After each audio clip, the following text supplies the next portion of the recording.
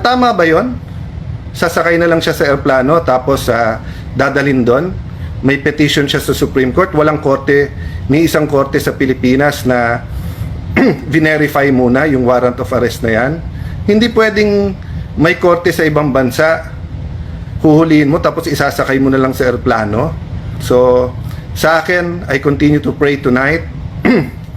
I appeal to everyone involved. Hindi ibig sabihin no, na pabayaan na lang natin kung may injustice na nangyayari.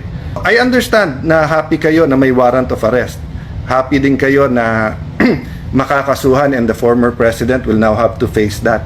But hindi ba part of facing it is kompleto muna legal remedies niya ngayon? No wonder si Kitty sabi niya, this is the plane na kinidnap yung yung tatay ko, di ba? No wonder yung bata, kidnapping ang tawag. And I think many Filipinos will interpret it that way, no?